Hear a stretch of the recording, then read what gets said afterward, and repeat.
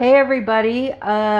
So we are visiting with Carl Virgo in his studio right now, and we're going to have a special treat for you today. And we're going to look at his beautiful watercolors. And these are on what kind of paper, Carl? They're on Arches, 140-pound cold press. Yep. Cool. I love this paper. It's so beautiful. So how about you walk us through, because we've got a number of pieces to show in this particular collection, and kind of give us an idea of like where you like to go. Is this plein air, out of your imagination, that kind of thing, as we go through each one. So sit tight, guys, because you're going to see a really awesome collection of watercolors right now. All right, Carl, take it away. Well, basically, this group here that we're going to show these watercolors are 12 by 12 inches that I had got a watercolor block from Robin. You're welcome. If you remember, Yes. a while back. And these sketches, I wanted to do a little bit of something different. They're all memory sketches, basically, things that I've seen.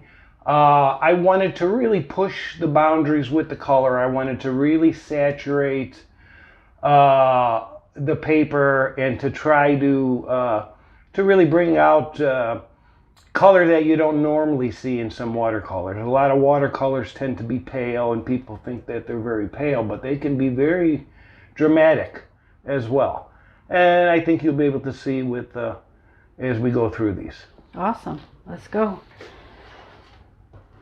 I'll move it off to the side. Go to the next one. Oh, this is beautiful. I love the colors. Oh my gosh.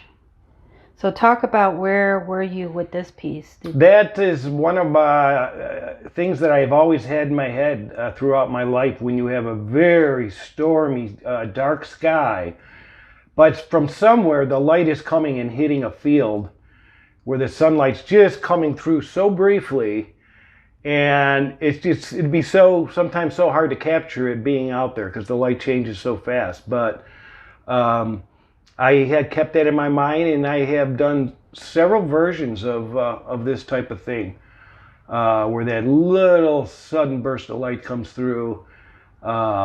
It's miraculous, but it doesn't last long. Wow. I love the colors.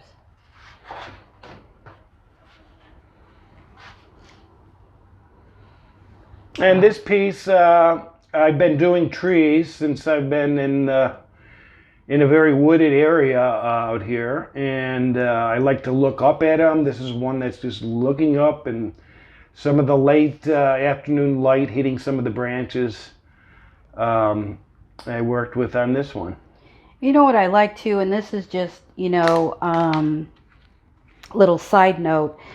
Your signatures here are matching the colors within each of the pieces. I don't know if you guys can see this or not, but it's so inconspicuous because you've used the colors that you're actually working with to put your signature on. And I think that's a good detail, even though you probably didn't even really think about it. You're just doing it by instinct.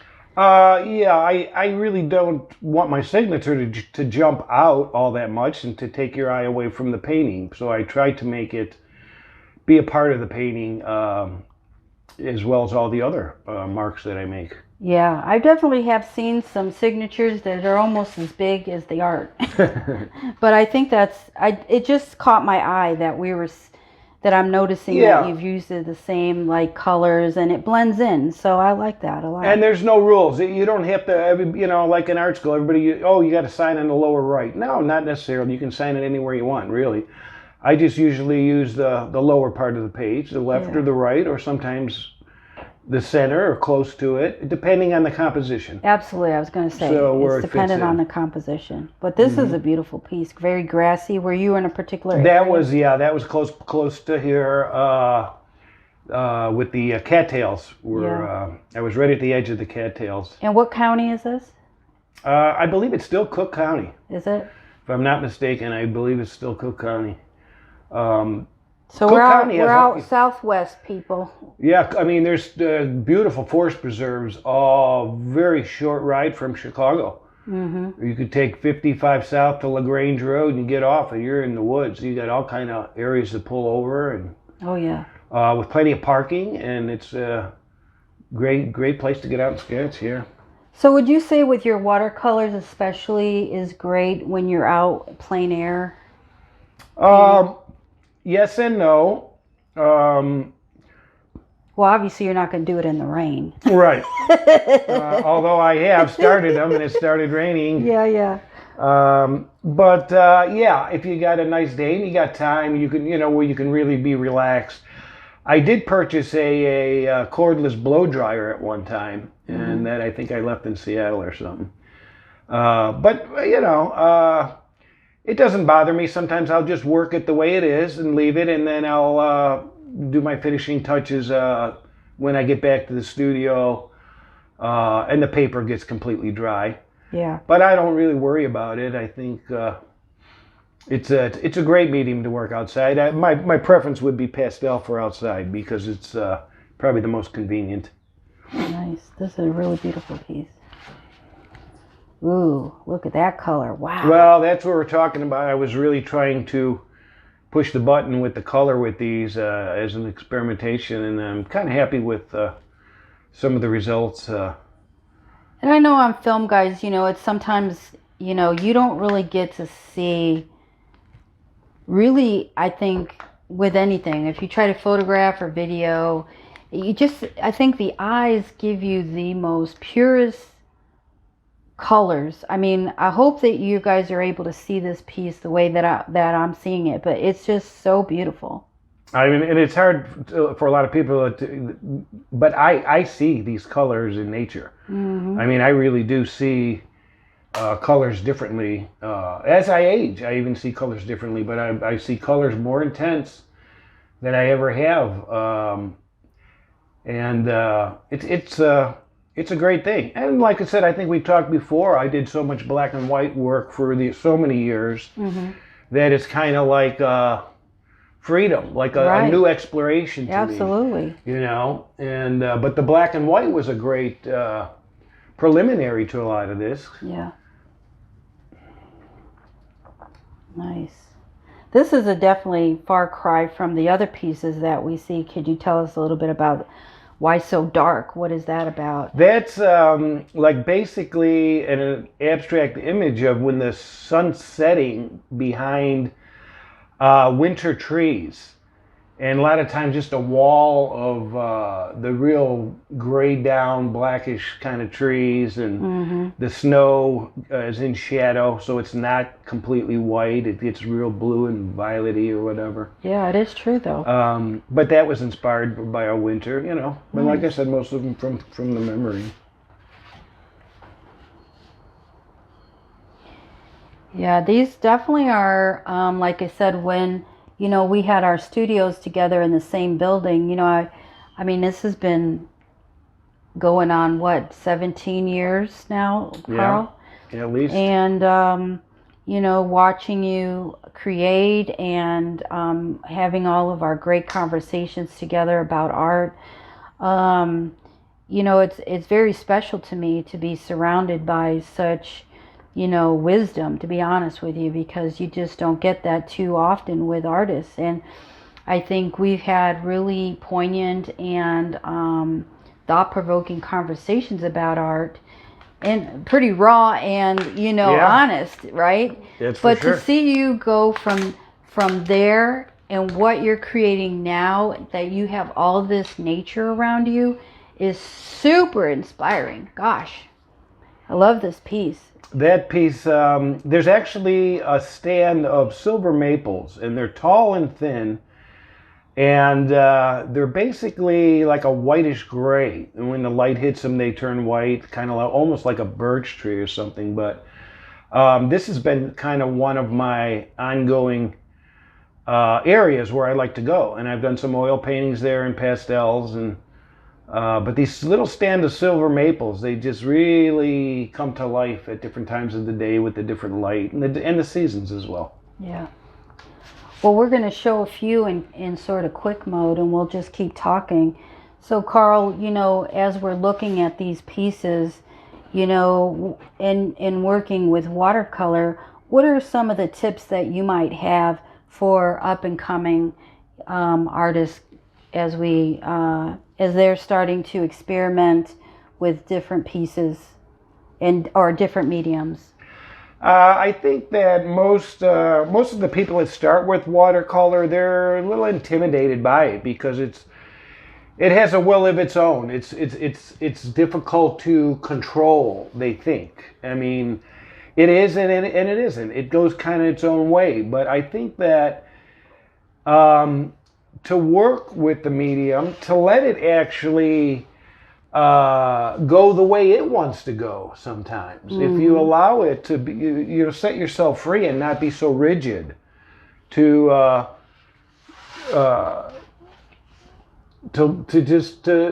let things happen. And if you're starting off, you just get yourself a bunch of cheaper paper and just go to town. And don't worry about finishing pieces or anything. Just have fun with it. And that's the way you learn with it. Yeah. So what kind of watercolor do you use? What brand are you using particularly? I really don't have a set brand on my watercolors. Are you using dry or wet? Basically I buy them in tubes. Yeah. And I put them on a plastic palette and then I mix them. And so at certain times, if I want saturated color, I will use fresh color out of a tube. There are times when I'll use the dry watercolor. So I love the composition in this piece too. It's so beautiful. Yeah, those are purple lollipop trees, I guess we call it. Yeah. So are there certain papers that you like most for watercolor? I think my go-to watercolor paper is a 140-pound cold press. Which has got a little bit of a graininess to it. It's nice. It allows reworking in that. Hot press paper, I've used it. I don't use it very often. It's very slippery, like glass. So it's kind of a different feel to it. But I prefer the cold press papers. Well, the hot press papers, like you said, it's a little bit slippery. But what I think I like about it is that it's more of a mixed media paper, wouldn't you say? Where you can actually draw on it and yes. Yeah. So if you're going to do that, then the hot press would probably be your best bet. Yeah. But this definitely has more tooth to it and gives it more of a canvas feel. The cold press paper does. Yeah. Now, like when I was in art school and I took watercolor class, it was kind of the standby where you would sketch out your drawing on the watercolor paper and then apply your paint. I don't know. I'm at a point where I don't even use pencil. I just do it. No, I meant if you're like I do. I like doing paintings, but I also like adding, sort of this drawing aspect to it, not as a pencil drawing, then painting on top of it. Well, I've done a lot of ink drawings where I've added watercolor to it, you know. And like I said, then you choose other papers. And, right, yeah. And depending on what you want to do. Yeah, I love the colors in this. It's so, moving. The power of color. I look up at the sky every day, and it's just you always see something different. And at night, when things are going from light to dark, there's always this shift in colors. Sometimes you do see these purples and oranges and yellows, and this is great. Yeah, it's amazing. People need to look up at the sky, I think, a little more often, because the sky is really, it's beautiful at times, So red trunk trees, what's that about? Just an experimentation, I think, with red. Red is a very complicated color to work with. It is, and I think I was trying to figure out what I could use that would play off of that, with the greens and kind of the purpley color as well in there. Another really light.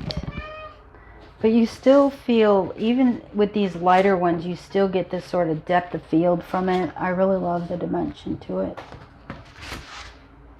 Get some more of these up. These are a little bit smaller here. It's gorgeous. So if you had to pick a medium, because since you do so many, like you're like me, you pretty much pick up anything from under the art sun. What is your favorite medium to work with?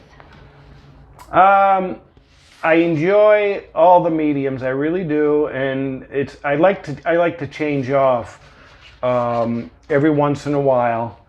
I don't know. It's almost like saying which kid you like best out of a family. I love them all. Yeah. I love the oils. I love the watercolors. I love the pastels. I just from time to time I like to switch off, and when I try something different, it sometimes if I find myself getting too bogged down, I'll switch medium, and it helps me. It helps me quite a bit. Well, I asked that question only because I'm asked that 100 times in a year, you know, and I think, you know, my answer has always been, well, my emotional state Dictates that. It dictates the medium, because my story cannot be told with just one medium. They all have their different feelings to me, whether it be tactile or, you know, fluid or whatever it is. There's this ability to tell a story through a medium that you are tied to in that way. Do you get what I'm saying? I know exactly what you're talking about, and that's how I feel too. I mean, some days I say to myself, it's a watercolor day today. Yeah. And I just feel it, or whatever it is, you know, and I go with, you know, what it's telling me what media I should use. Absolutely. Each day, yeah. Well, guys, we are done with the watercolors. I hope you really enjoyed what we're showing you today with Carl's work.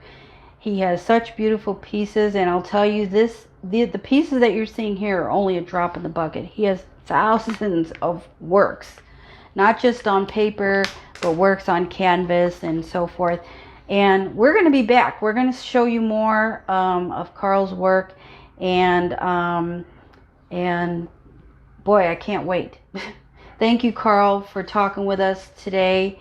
Please like and subscribe, guys. That helps with the algorithm of this YouTube stuff. And as we're out here in the matrix, we got to kind of get things flowing. And if you like this video, please hit like. If you got any questions for Carl, please leave it in the comment section, and I'll make sure to relay the message and answer you back for Carl on his watercolors. Thanks, Carl. I appreciate it. Thank you very much, Robin. It's been a pleasure. All right. Take care, guys.